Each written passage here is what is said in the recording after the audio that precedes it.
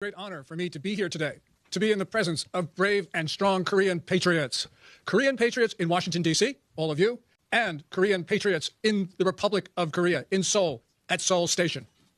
At Seoul Station, it is midnight, but it is bright. It is bright because you are there. And because you are there, the flame of freedom burns bright in the Republic of Korea.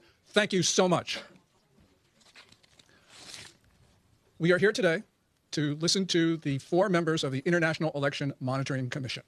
They looked at the results of the June 3 election. We were told that Ijeong of the Democratic Party of Korea, Minju, won by a wide margin, 8%. But the question is, did he? And we have to be concerned because Yi himself, he paralyzed the government of President Yoon Suk-yeol with more than 30 impeachment motions. He then engineered the impeachment of President Yoon. And then, after all of that, he then tried to paralyze the post-impeachment government in Seoul.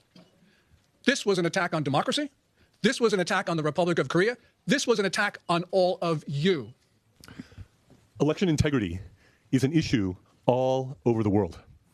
There are also important broader security considerations that the U.S. must consider in this situation. In addition, think about what is happening regionally. I think the president is very focused, it seems to me, on countering the malign influence of the Chinese Communist Party. And as he's able to see what is happening here in places like South Korea, in Japan, what may happen in Taiwan and such, as has been very aptly put before, just because nobody is firing weapons doesn't mean that there isn't warfare going on. You have gray zone warfare going on big time right now. And Korea is a huge battleground with respect to that. And so I think the more that is recognized, the more that can be countered. That would be better.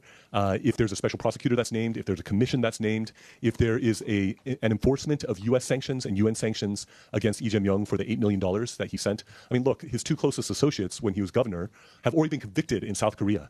And to say, oh, he wasn't involved, his 2 closest associates just did it on their own, I doubt that. I don't think that is true. And it's one thing to have sanctions. It's another thing to enforce them.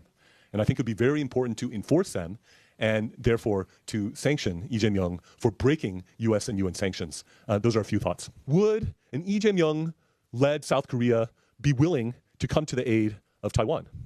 What else has been going on? North Korea, with a dedicated cyber army, has been engaged in cyber attacks against South Korea and other places.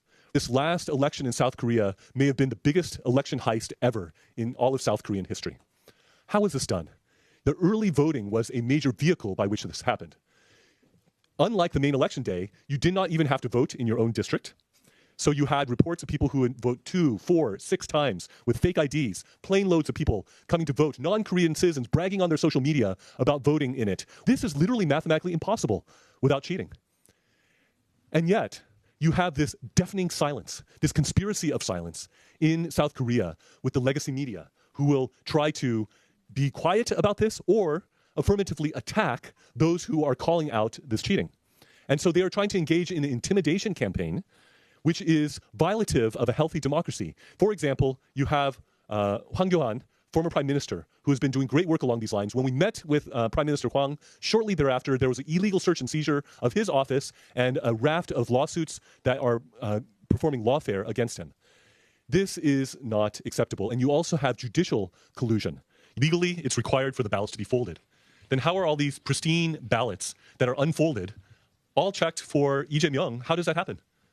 There was a nonsense explanation given by the NEC at one point. They said, oh, this is special paper that after you fold it, it bounces back into its original shape. Can I see the patent for that? Who has ever made such paper that goes boing after it's been folded? There's no such thing. This is fiction. Let's just take that, for example. That's very clean, simple. That's like the approach that Taiwan takes. Taiwan has clean elections. It's easy, simple, on the same day, in person, paper ballots, and that are verified.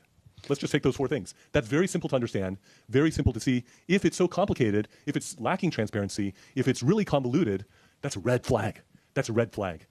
President Trump, Morse, has talked about paper ballots for the United States. And in Taiwan, nobody complains about election fraud because the ballots are not counted by election workers in big rooms that are sealed off. They're counted in front of everybody, people from all the candidates and from the public. So everybody has the identical count.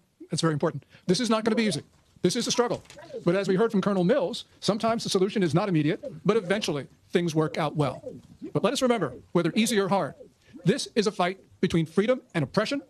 This is a fight between democracy and tyranny. This is a fight between good and evil. And I know that we will win because we stand together, we fight together, we go together, we are brothers and sisters, and we will prevail. Thank you so much.